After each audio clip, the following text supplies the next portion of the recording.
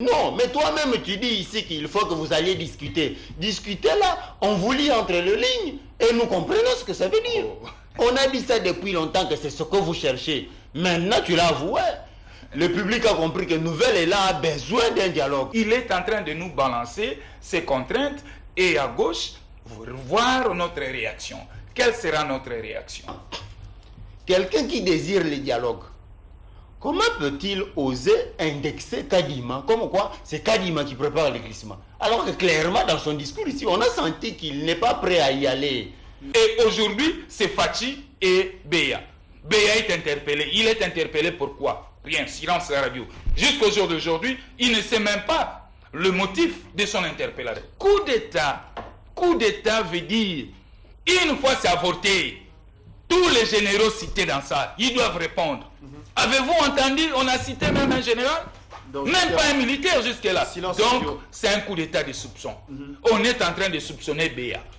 Rien, il n'y a jamais eu un coup d'État dans le monde sur papier. Non, s'il y a coup d'État avorté, du coup, les militaires doivent être interpellés. Alors, la reste du coup d'État n'étant pas réunie, par conséquent, je me refuse de parler d'une tentative de coup d'État.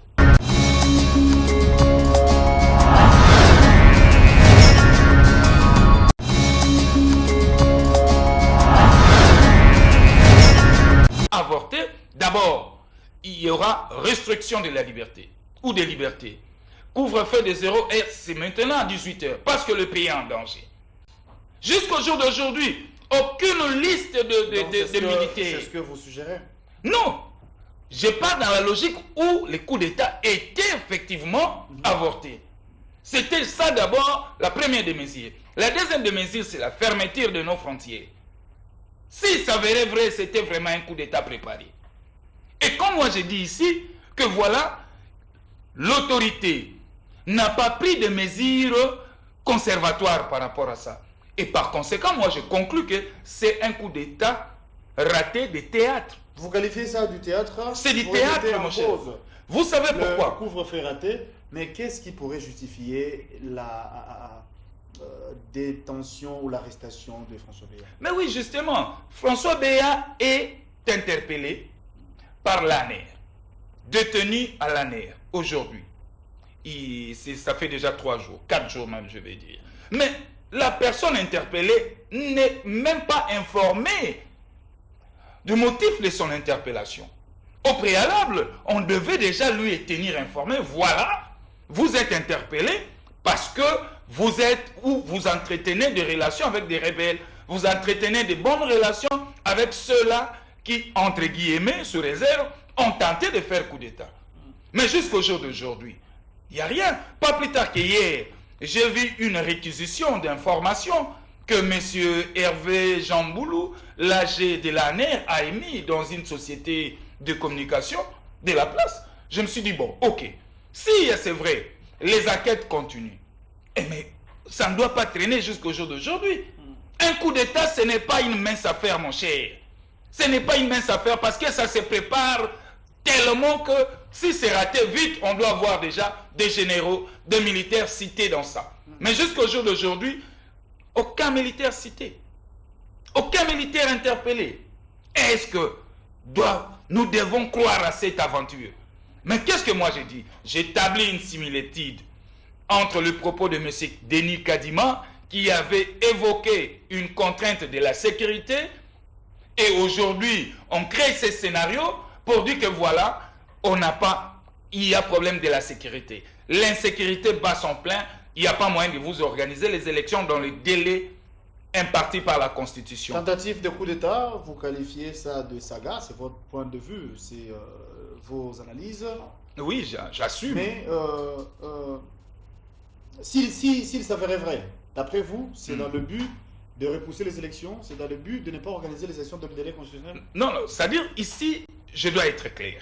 J'ai établi ce parallélisme entre le propos de Denis Kadima, qui a évoqué certaines contraintes, et surtout la contrainte de l'insécurité. Ça, c'est Denis Kadima. Et de l'autre côté... La cible, c'était la partie Est, à me croire la feuille de route. Non, moi je sais comment fonctionnent les politiques. Comment fonctionnent les politiques. Denis Kadima avait balancé un ballon d'essai. Aujourd'hui, on vient de créer encore cette histoire comme quoi il y a comme un coup d'État avorté. Alors, qu'est-ce que maintenant ils diront à la fin? Voilà, il y a l'insécurité. Nous ne pouvions pas organiser des élections dans de telles conditions. C'est ça ce qu'ils veulent. C'est ça ce qu'ils veulent. Moi, je ne vois pas ces coups d'État là, non. Mon cher, vous avez déjà vu un coup d'État sur papier? Ça n'existe pas. Un coup d'État sur papier. Comment Mais je vous vous dis appelez non. ça sur papier pendant qu'il y a l'interpellation de François Béa? Vous l'avez si bien dit. L'arrestation même, s'il faut aller loin. On a interpellé François Béa, oui. Mais jusqu'au jour d'aujourd'hui, quels sont les militaires qui ont été cités dans ça? François Béa a été entendu. Quelles sont les informations qui ont découlé de cette... comment Il y a une enquête? commission spéciale mise en place pour qu'il soit encore entendu. Il devrait être entendu aujourd'hui. Voilà. Apparemment, ils sont repoussés pour demain ou après, mais toujours dit qu'il est suspecté des coups d'État. Mon cher ami, la question relative à l'intégrité nationale de notre pays, une fois entachée, il y a urgence. Il y a urgence. Pourquoi on doit mettre tous ces temps ici, 4 jours? Si c'est vrai, ces coups d'État étaient vrais. Donc, Moi, je vous dis que c'est un montage. Cacherait quelque chose. C'est un montage, je vous dis. Ce coup d'État n'a jamais existé. C'est un montage. C'est un peu comme Kabila et l'histoire de Kabila et... Qui c'est encore? Voilà, son nom encore m'échappe. Eric Lengue. Ah, d'accord. Kabila, Eric Lengue. Aujourd'hui, c'est Fachi Beya. C'est ça. Eric est en train de partir. Voilà, on l'escorte. Ah non, il est arrivé au niveau de Pomatete. Finalement, il a disparu sur la nature. Et aujourd'hui, c'est Fachi et Beya. Beya est interpellé. Il est interpellé pourquoi? Rien, silence à la radio. Jusqu'au jour d'aujourd'hui, il ne sait même pas le motif de son interpellation. Voyez-vous? Et on dit coup d'État. Mais je vous dis, mon cher, coup d'État veut dire, une fois c'est avorté, tous les généraux cités dans ça, ils doivent répondre. Avez-vous entendu? On a cité même un général? Donc, Même pas un militaire jusque-là. Silence Donc, radio. c'est un coup d'État de soupçon. On est en train de soupçonner Béa. Rien. Il n'y a jamais eu un coup d'État dans le monde sur papier. Non. S'il y a coup d'État avorté, du coup, les militaires doivent être interpellés. Alors, l'arrestation de François Béa, jusqu'à silence radio, même la personne concernée, je vais dire les conseillers spéciaux en matière de sécurité du chef de l'État, n'est pas informé de son arrestation. Le motif, bien évidemment, il se pose des questions. Pourquoi il se trouve déjà 4 jours dans le mur, aussi pas dans les installations de l'ANER? C'est la question qui taraude l'esprit des milliers, mais vous et moi, ça fait également, on parle des tentatives de coup d'État. Vous étiez prévenu que nous allons recevoir également Cissé Traoré, qui est journaliste congolais déjà avec nous sur ce plateau. Cissé, merci d'être des nôtres, mais du moins nous parlons de ces tentatives de coup d'État. D'après certains, en croire d'ailleurs les propos de Claude Ngoma, c'est un saga, c'est du théâtre, c'est de l'aventure au finish. Il n'y a eu rien, votre point de vue. Très bien, merci. Merci de l'invitation. Je m'excuse pour le retard. Salutations à Claude et à nos téléspectateurs aussi. D'abord, d'entrée de jeu, ce qu'il faut dire que personne n'a dit à Maître Claude qu'il s'agissait d'un coup d'État. Ça, il n'y en a que dans sa tête. C'est lui qui crée ça. Qu'il me dise qui lui a dit qu'il s'agissait d'un coup d'État. On parle de tentative de coup d'État, c'est attendez, Tentative. mais qui vous a dit qu'il s'agissait d'une tentative de coup d'État? Dites-moi qui. Personne d'entre vous n'aura la réponse. Mais les sources sûres, les autres. Mais de quelle source vous parlez? D'abord, Bon, vous avez- ni vous les avez la officiels, parole. personne n'a confirmé qu'il s'agissait d'une tentative de coup d'État. Alors, qu'est-ce qui Personne. pourrait justifier Voilà. l'arrestation, si pas la détention C'est de ce qui François se Béa? répand dans l'opinion. On raconte ça et là qu'il s'agissait d'un coup d'État. Mais seulement, si effectivement il s'agit d'un coup d'État, il faut que les éléments, les ingrédients qui naturellement accompagnent un coup d'État soient réunis, soit pour pouvoir attester de la tentative. D'abord, aucune source officielle n'a dit qu'il s'agissait d'une tentative de coup d'État. C'est vrai que l'homme a été arrêté, mais même ceux qui l'ont arrêté n'ont pas communiqué, moins encore lui-même qui est arrêté n'a pas communiqué, y compris ses conseils d'avocats. Personne ne communique. Mais au nom de quoi vous vous affirmez qu'il s'agissait d'une tentative de coup d'État qui du reste n'a pas existé selon vous?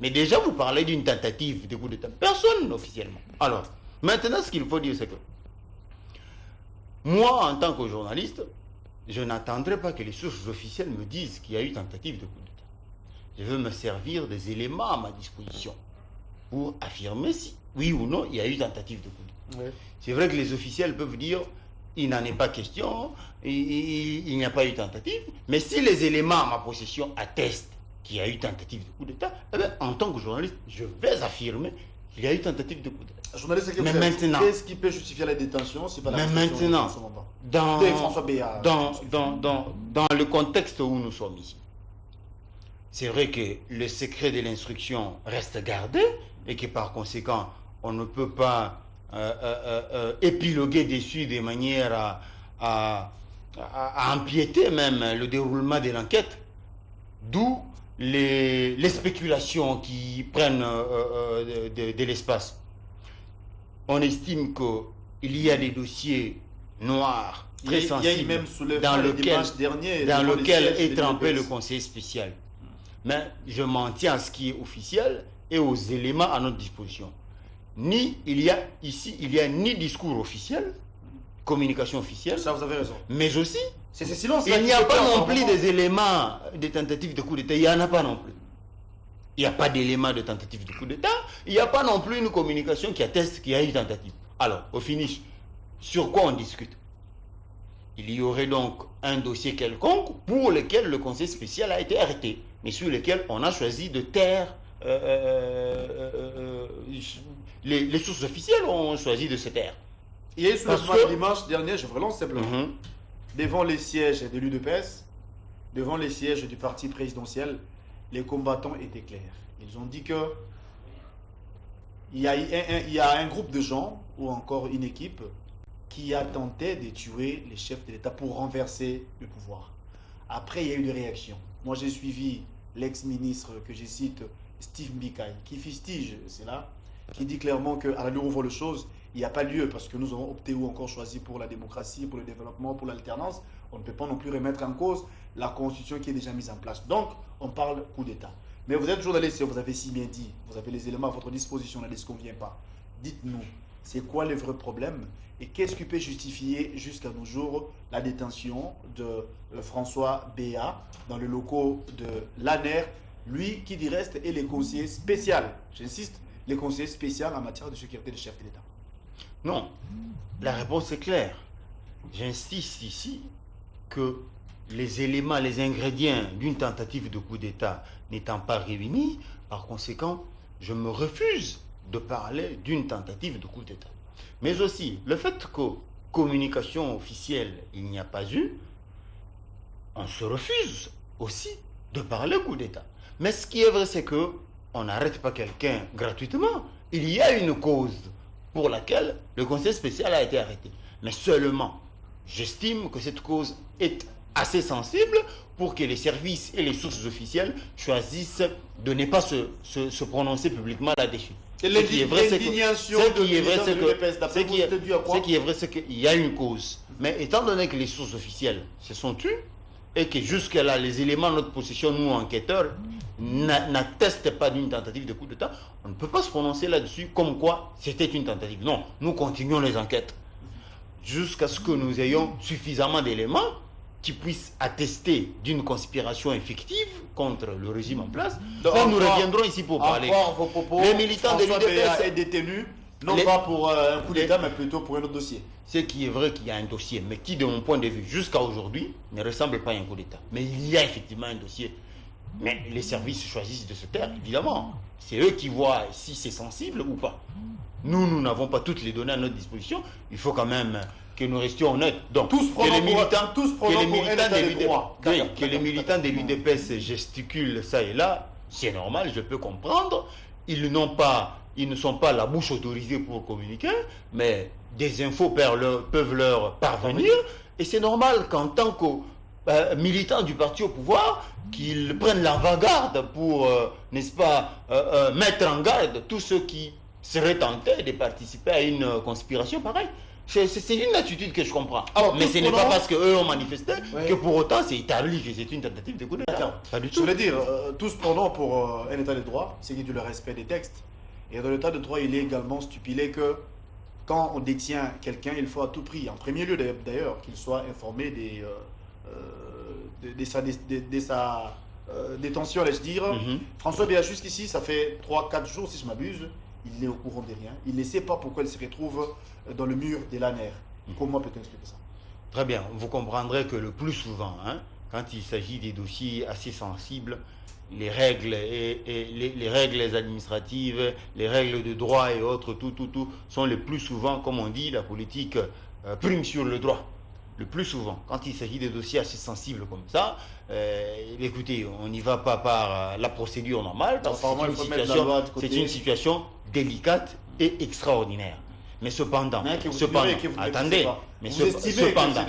cependant, puisque les infos à notre possession font état d'un refus de collaborer avec les enquêteurs, je me dis quelqu'un qu'on a arrêté pour être auditionné, qui refuse de s'exprimer et de collaborer, mais comment vous allez lui informer seulement de ce pourquoi il a été arrêté? Qui vous a dit qu'il a refusé de collaborer Il y a des sources qui attestent qu'il a refusé de collaborer. C'est pour ça que je vous ai dit ici. C'est pour ça. Attendez. C'est pour ça que je vous ai dit ici qu'il n'y avait rien de concret. Parce que lui-même, jusque-là, il dit ne pas savoir pourquoi il est arrêté. Il refuse de s'étaler longuement sur les questions qui lui sont posées. Dans ces conditions-là, comment voulez-vous que l'on collabore comme il se doit avec un présumé, je vais dire, le présumé auteur ou conspirateur puisse être informé des griefs qui lui sont reprochés. Présumé auteur d'une conspiration contre le pouvoir. J'ai bien dit présumé parce que de mon point de vue, les éléments ne l'attestent pas. Merci, je vous reviens. À moi qui vous ai répondu, moi j'aurais voulu qu'on change de sujet. Si on peut parler élection, mais je sens en vous l'effervescence de réagir par rapport aux propos de Suchet Traoré. Mais du moins, les élections de 2023, c'est là qui pense que c'est difficile. Vous et moi avons lu la feuille de route publiée par la CENI. Il y a des contraintes que Kadima a exposées. Sur le plan financier, il a évoqué même le plan sécuritaire. La CENI ne sera pas en mesure de donner les élections ou encore de nous donner les élections, je dire plutôt, en 2023. Apparemment, il y a un schéma de glissement qui se prépare. Oui, je vais arriver à cette question. Je vais réagir un peu rapide dans mon temps d'antenne. Je suis vraiment heureux, moi également avec ici sur ces plateaux, pour dire que le temps du coup d'État est déjà dépassé. L'ordre constitutionnel est déjà là. Donc, même nous, la Mouka, en ce moment, nous ne pouvions pas soutenir un quelconque coup d'État. Donc, voyons encore comment évolue la chose. Beya est là, M. Beya est là, en pleine instruction. On va, comme les dossiers sensibles, voyons voir, donnons les temps au temps. Alors, sur ce qui est des élections, mon cher, je vous dis, les lits, M. Kadima a déjà planté les lits du glissement. Il nous a donné 5 contraintes. Sécuritaire, financière, la législation électorale, élection à 2 tours. Alors, les recensements y compris. Les recensements et autres. Alors que M. Kadima oublie que les élections, c'est un tout cohérent. C'est un tout cohérent. Quand lui déjà évoque le financement, mais Nicolas Kazadi nous a fait croire ici qu'il y a l'argent, qu'ils épargnaient déjà. Et que lui-même, quand il l'évoque déjà, voilà, le finance pose problème. Est-ce qu'il nous a présenté le coût des élections? Voyez, et au jour d'aujourd'hui, la législation électorale, là, c'est encore un grand débat ouvert. Parce que là-dedans, on va parler du seuil. Faudrait-il garder le regroupement? Faudrait-il garder le 1 tour ou revenir à 2 tours? Le problème du fichier électoral. Tout ça là. Et aujourd'hui, nous sommes déjà en retard. Nous sommes à 1 année, 7 mois des élections. Prenez la logistique, ça va poser problème. Raison pour laquelle nous, la Mouka, à son temps, on disait, venez, mettons-nous ensemble, nous les parties prenantes, discutons de cette question de la CENI. Mais ils n'ont pas voulu nous écouter. Aujourd'hui, ça les rattrape. Et que tout ce qu'a tenu comme des propos de Denis Kadima, nous ou moi, je le considère comme étant un ballon d'essai. il est en train de nous balancer ces contraintes et à gauche, voir notre réaction. Quelle sera notre réaction? Alors que aujourd'hui, tous, nous savons maintenant que les régimes en place ne saura pas nous organiser les élections dans les délais constitutionnels. Dans ces cas, comment s'y prendre? Comment faire? Bon, nous, on n'a même pas le temps de négocier un jour ou même une minute après le... Alors, quand viendra-t-il? Mais non, aujourd'hui c'est encore prématuré. On les laisse encore travailler. Nous nous observons d'abord. Pourquoi? Parce que au jour d'aujourd'hui, si même ils veulent que nous désactivons cette crise, mais qu'on se mette ensemble, toutes les parties prenantes, qu'on discute de cette question de la CENI. Et ça là, ça nous prendra même pas une semaine. C'est une question de 2-3 jours. On vit de la subsistance. Mais comme ils ne veulent pas nous écouter, ils veulent à tout prix glisser. Je veux vous dire, quand M. Kadim évoque l'insécurité, ils veulent encore sectionner la partie Est, comme avait fait Kabila. Boutembo et autres, vous n'allez pas voter pour raison de Covid et l'insécurité. C'est ça ce qu'ils veulent. Moi j'ai dit non, nous ne pouvions pas continuer sur cette lancée. Et quand il nous dit les élections 2 tours, mais ce n'est pas à lui, il n'est pas député. Est-ce que c'est à lui d'évoquer ça? Ça, c'est une question liée au Parlement, aux parlementaires. Ce n'est pas à lui. D'accord. Si c'est vrai, on peut dire ici que cette feuille de route de la CENI balise le chemin déjà pour un quelconque glissement ou un dialogue. Comment entrevoyez-vous cette question à nos jours? C'est un discours de quelqu'un qui a peur des élections. C'est un discours de quelqu'un qui n'est pas sûr des armes à sa disposition pour pouvoir affronter, n'est-ce pas, la guerre électorale qui va se pointer. C'est un discours de quelqu'un qui a besoin de tractations. Tractations, il parle d'une semaine, mais nous savons à quoi ça va virer. Et que donc, par conséquent... Un discours de quelqu'un qui désire les dialogues. Voilà, vous avez tout compris. Vous avez tout compris. Par conséquent, quelqu'un qui désire les dialogues, comment peut-il oser indexer Kadima? Comme quoi, c'est Kadima qui prépare le glissement. Alors que clairement, dans son discours ici, on a senti qu'il n'est pas prêt à y aller. Mais maintenant, pour se laver, il charge Kadima. Voilà ce que Kadima dit, voilà ce que Kadima a raconté, voilà ce que Kadima a prévu. Non, mais toi-même, tu dis ici qu'il faut que vous alliez discuter. Discuter là, on vous lit entre les lignes et nous comprenons ce que ça veut dire. On a dit ça depuis longtemps que c'est ce que vous cherchez. Maintenant, tu l'as avoué. Le public a compris que Nouvelle Élan a besoin d'un dialogue. Nouvelle Élan a besoin d'un dialogue. On ne peut pas vous le dire clairement, mais Maître Ngoma là, je vous aide à le comprendre. Par ma qualité de journaliste, il a clairement dit qu'ils ont besoin d'un dialogue. Quand il dit une semaine, ça voudrait dire 1 mois, 2 mois, 3 mois. Genre le dialogue de la Saint-Sylvestre, ainsi de suite. Même pas. Mais sinon, mais maintenant, déjà il dit que quand la CENI nous dit clairement que les moyens ne pourront de vous, les sécurités poseraient problème, êtes-vous sûr qu'il y aurait élection en 2023? Laissez-moi y aller. Le garant du bon fonctionnement des institutions a déjà montré sa volonté qu'il y ait élection.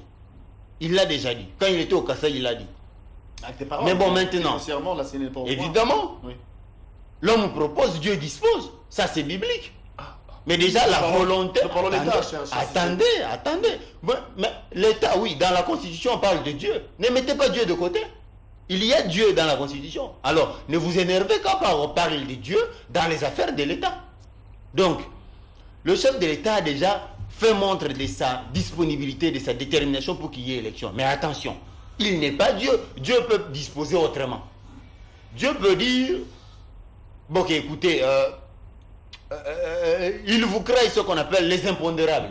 Par exemple, financiers. Les contraintes, c'est ça qui est d'ailleurs dans la feuille. Financiers, ou peut-être sécuritaires. Alors, à qui il va révéler cette attendez, et si vous voulez, sanitaires aussi. Les impondérables, on ne les contrôle pas. Mais Maître Claude Ngo m'a dit ici que il s'agit d'une façon pour Kadima de venir tâter le terrain en annonçant cela. Non mais tiens, non mais tiens, si le peuple comprend bien ses dirigeants, comme quoi on vous comprend, vous rencontrez beaucoup de difficultés.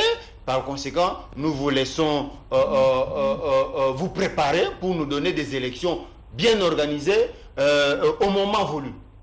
Mais ce n'est pas Maître Claude Ngoma en tant qu'individu ou Nouvel Élan en tant que groupe d'individus qui vont venir s'opposer à tout un peuple. Ah bon? Vous comprenez un peu? Les contraintes là, ce n'est pas Kadima qui les crée. Ce n'est pas Tshisekedi qui les crée. Les contraintes sont là, elles existent. La RDC a des problèmes d'argent, oui. Nous avons des problèmes peut-être sécuritaires, oui, ça existe. Nous savons qu'à l'Est, là-bas, il y a des endroits où vous ne pouvez pas organiser les élections. Ça existe. On a aussi des contraintes sanitaires, oui, ça existe. Il y a des endroits où il y a des épidémies. Sans oublier la pandémie aussi. Parce qu'il y en a qui vont me dire que mais ailleurs, ils ont organisé. Oui, ailleurs, ils n'ont pas le même contexte que nous. Donc, c'est pour dire quoi? Les contraintes là, Kadima ne fait que vous exposer ce qui existe. D'une manière ou d'une autre, indépendamment de sa volonté. Vous voulez dire en clair que c'est difficile qu'on puisse avoir les élections 2023? Les élections ont toujours été difficiles, partout au monde. Il ne faut pas donner l'impression que non, la question n'est pas celle-là. Pour dire qu'en 2023, il n'y aura pas d'élection. Parce que certaines institutions, certaines sources nous disent que c'est en 2025. Je n'ai pas dit qu'en 2023, il n'y aura pas d'élection. Mais il est possible qu'il n'y ait pas d'élection. Mais seulement dans ce contexte-là, le contexte où il n'y a pas d'élection, on ne va pas tuer le pays, on ne va pas brûler la case parce qu'il n'y a pas d'élection. Donc, le pays n'a pas de moyens. C'est ce que vous avez dit. Effectivement, on n'a pas tous les moyens possibles à notre disposition. C'est normal qu'avec toutes les urgences qui sont les nôtres, notamment sécuritaires, il faut déployer le plus gros moyen, n'est-ce pas, à l'Est pour nos militaires. Ça, c'est prioritaire. Est-ce que les peuples de l'Est ont besoin d'aller voter plutôt que de recouvrer la paix? Ceux qui meurent à l'Ituri, ils ont besoin de la carte d'électeur pour en faire quoi? Ce qui est prioritaire pour eux, c'est les élections ou la paix. Donc, nous, Kinshasa, nous devons nous montrer solidaires à ceux qui ont plus besoin de la paix et de la sécurité. Attendez, s'il y a très peu d'argent, qui peuvent être focalisés vers les efforts de guerre pour recouvrir la paix, moi je préfère qu'on mette de côté les élections pour un moment, pour qu'on se concentre, pour que la paix revienne. Et Beni, Butembo, Ituri, Patati, Patata seront d'accord avec moi. Si nous parlons, nous prenons tous cet état de droit, je me répète en tout cas, c'est le respect des textes. Vous voyez Fachi, Félix, violer la loi, de ne pas organiser les élections plutôt dans le délai. Si cela arrivait, allons dans votre logique, si cela arrivait et que 2023, il n'y a pas d'élection, pendant ces temps, des temps-là, des glissements, s'il faut appeler ça comme ça, comment on va gérer ça? Le président de la République reste en fonction jusqu'à l'installation du nouveau président élu et que par conséquent, j'ai dit ici que d'abord, ce n'est pas Fachi qui organise les élections. Donc au cas où il n'y a pas d'élection, ce n'est pas Fachi que nous allons charger. Parce qu'il est technicien des questions électorales. Oui. Attendez, c'était comme ça. Je te rappelle, vous et moi étiez ici à Kinshasa. Non, ne m'associez pas dans votre point de vue. Ça, c'est votre point de vue. Vous m'informez que... Attendez, vous m'informez qu'autrefois, c'était Kabila. Mais moi, je ne sais pas. Mais j'informe l'opinion que s'il n'y a pas d'élection aujourd'hui, ce n'est pas Félix Tshisekedi. Les techniciens, l'organisateur des élections, c'est la CENI. Donc, par conséquent, lui n'est qu'avec son gouvernement, ils ne sont que des financiers. Vous comprenez? Alors, si les techniciens qui maîtrisent mieux les questions électorales, les questions de programmation et autres, vous disent, attendez, vous disent, il n'y a pas de financement. Si vous dites qu'il n'y a pas de financement et il y a danger au cas où, alors, on va croire le président de la République ou on va croire à la CENI? Parce que la CENI est plus compétente en matière d'organisation des élections, plus que Félix Tshisekedi. Donc, s'il n'y a pas d'élection, on va demander des comptes à la CENI, pas à Félix Tshisekedi. C'est clair. Les chefs de l'État n'est pour rien. C'est la CENI qui organise l'élection. Donc, s'il n'y a pas d'élection en 2023, il ne faut pas non plus taxer du doigt au pouvoir en place ou encore chef de l'État. Par contre, c'est l'équipe actuelle de la CENI qui serait à la base. Le régime a l'obligation de mettre la monnaie pour l'organisation de la CENI. Et tout à l'heure, la responsabilité, je l'ai dit, la responsabilité, au cas où les élections ne s'organisaient pas dans les délais constitutionnels, la responsabilité sera à ces régimes. À ces régimes, parce qu'ils n'ont pas pris le temps de mettre la monnaie. L'article 70 va intervenir. Hein? Mais il y a une jurisprudence, si vous a dit ici, que le président reste en place jusqu'à l'organisation de futures élections. Oui, mais ici, moi, je veux vous dire, comment la Mouka va s'y prendre pendant ce temps? Si cela arrive, bien évidemment. Mais nous n'allons pas tolérer. Et la rue va parler. Il y aura l'expression de la rue. Nous allons faire parler la rue. Voyez-vous? Parce que on a eu assez de temps pour vider cette substance. Mais voilà, le régime en place n'a pas voulu nous écouter. Cette question ici, mon cher, je vais vous dire. La question relative aux impressions du bulletin. D'abord, est-ce que nous allons avec les machines à voter ou nous allons retourner au vote du type traditionnel sur papier? Tout ça, ce sont des débats. Est-ce que nous devons élaguer cette histoire de seuil et autres regroupements? Ça aussi, c'est une autre question. Est-ce que nous allons ou nous devons encore retourner avec le parti politique qui aujourd'hui, dans le passé, c'était encore 700 et quelques partis politiques. Aujourd'hui, nous sommes déjà à plus de 1000 partis politiques en RDC. Donc, tout ça, ce sont des questions que nous, les parties prenantes, nous devons nous mettre ensemble pour discuter. Mais pas dans un format pour se taper des postes. Non. On ira discuter sous le format citoyen. C'est les mordicus pour le dialogue. Hein. Oui. Un dialogue citoyen, pas un dialogue politique pour se taper des postes. Ça, nous disons non. Et même s'il faut se taper des postes, dans ce régime ici qui a échoué sur toute la ligne, que nous, la Mouka, nous y entrons dans cette salade. Mais non, ça c'est trahir la population. Voyez-vous? Et donc, cette question de la CENI, c'est une question éminemment importante. Et que les élections, c'est un tout cohérent.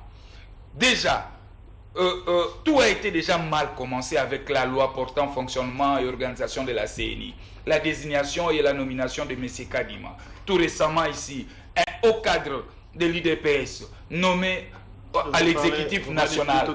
Voilà. Donc, je vous dis que le régime ici en place n'a pas eu le temps de nous organiser les élections.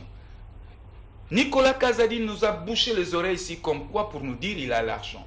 Mais où est le plan de décaissement? C'est paradoxal apparemment. Voilà. Où est le plan de décaissement? Où est le plan de décaissement? Lui-même l'a parlé. Et comment Denis Kadima a parlé du plan de décaissement quand il a évoqué le finance? Ça pose problème.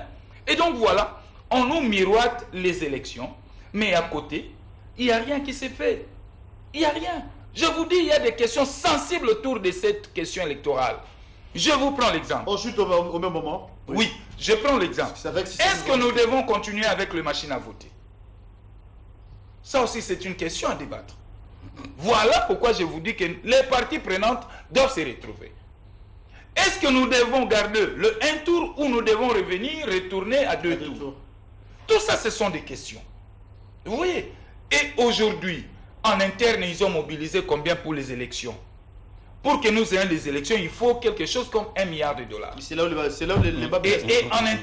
Et en interne, s'ils peuvent nous mobiliser 600 millions, en interne, s'ils peuvent nous mobiliser 600 millions, avec l'aide des partenaires, on peut atteindre facilement 800 millions, 900 millions, et on peut organiser des élections. Mais cette fois-là, ça sera de manière théâtrale, comme les élections de 2018, parce que tout sera fait à la va-vite. Voilà le mal. D'accord. Si c'est la fin de cette émission. Vous comprenez en fait tout ce qu'il est en train de raconter là. C'est comme une femme qui en a déjà marre de son foyer conjugal, qui voudrait quitter le mariage et par conséquent donne des raisons sans tête ni queue. Comme quoi, on lui laissait même 10 $, elle dit que c'est insuffisant. Je ne peux pas faire la cuisine avec ça. On donne ceci, non, c'est insuffisant. On donne ceci, non, tu rentres tard. Moi, je dois. Elle évoque des raisons comme ça pour quitter le foyer. C'est ça, en fait. Les élections sont là. On vous dit qu'on va organiser avec ceci, avec ceci, avec ceci. Mais, mais attendez, le voilà en train de vouloir poser des questions qui sont déjà réglées. On va voter avec quoi? Machine à voter ou pas? Mais vous pensez qu'on va prendre les machines à voter, on jette? On en achète d'autres avec l'argent. Ça, c'est compliqué le processus davantage.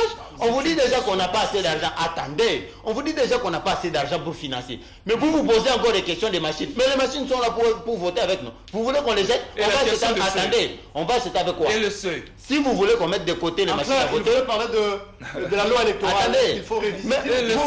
Vous vous rendez compte qu'ils ne sont pas prêts à aller aux élections. Pourquoi? Ils posent trop de préalables. Les seuils, patati patati, les textes, ceci, machine à voter. Mais les gens sont déjà prêts à y aller. Vous n'êtes pas prêts. C'est comme ça que vous posez tellement de préalables. Et on comprend. Si vous voulez qu'on concentre l'argent à l'achat de nouveaux outils qui vont permettre à voter, qu'on jette les machines à voter, alors avec quoi on va financer les autres opérations électorales? Alors dans ce cas-là, donc vous préconisez sans le dire, vous préconisez sans le dire clairement. Je ne vous ai pas dit ici qu'il fallait jeter les machines à côté. Non, attendez. Mais c'était juste une question. Non, mais c'est une question. Oui, mais comment cette question arrive à être posée en ce moment? Parce que nous savons que les machines sont là pour être utilisées pour voter. Pourquoi lui poser cette question? Et les machines qui ne travaillent pas une année, 5 ans, vous allez le faire comment? Tout le monde, on les a utilisées.